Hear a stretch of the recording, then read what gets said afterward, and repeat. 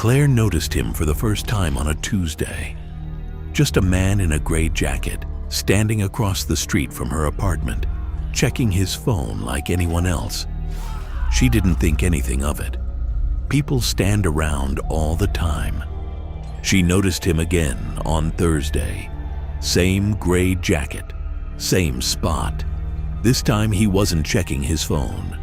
By the following week, she'd started timing her walk to the subway around when she thought he might be there, just so she could avoid the block entirely. She told herself she was being paranoid. She told her roommate, Beth, who laughed it off gently, "Claire, it's a big city. There's a million guys in gray jackets." But Claire had a good memory for faces, and this was the same face. Sharp jaw, pale eyes, a stillness to him that other people on a busy street didn't have. Like everyone else was moving through the world, and he was just watching it happen. 3 weeks in, she found a folded note tucked under her windshield wiper. No envelope, just her name written in small, careful block letters. Claire, nothing else.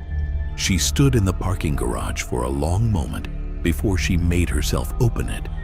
Inside, just one sentence. "I like the way you sing when you think no one's listening." She didn't sing in public. She sang in her kitchen, alone, with the blinds up, because her apartment was on the 4th floor and she'd never thought twice about who could see in. She called the police that night. They took a report, told her to keep the note, told her to vary her routine, told her, kindly but plainly, that without a name or a clear threat, there wasn't much more they could do. She hung up feeling worse than before she called.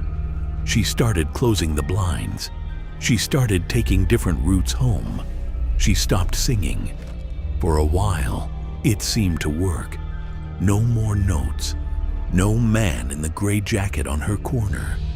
Beth told her maybe he'd gotten bored, moved on to somebody easier to scare. Claire wanted so badly to believe that. Then, one night in October, she came home late from a friend's birthday dinner, a little tipsy, fumbling with her keys in the dim hallway light. She let herself in, dropped her bag by the door, and reached for the light switch, and stopped. Her apartment already smelled like her own perfume. Fresh, like it had just been sprayed. She stood frozen in the doorway for a full minute, telling herself it was nothing, that smells lingered, that she was imagining it. She turned on every light in the apartment, one room at a time, hands shaking. Nothing was out of place. Nothing was missing.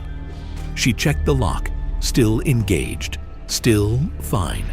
She almost laughed at herself. Almost. Then she opened her closet to hang up her coat and found all of her clothes rearranged.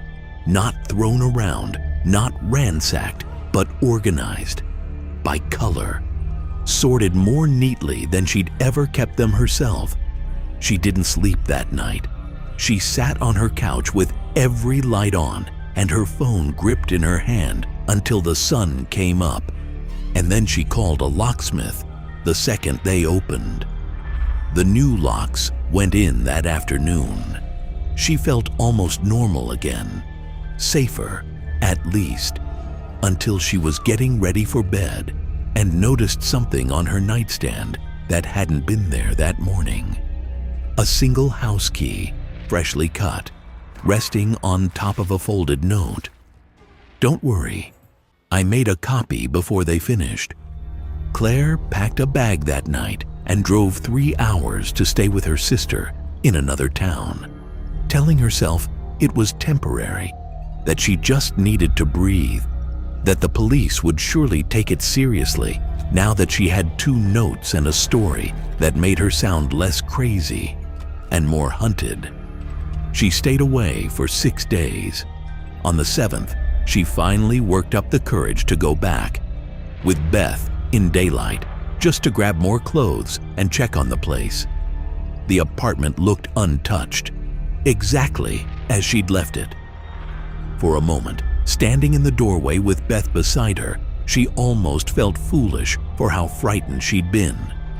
Then she noticed the calendar on her kitchen wall, the one she never used, the one that had hung blank on the fridge for months. Someone had filled it in.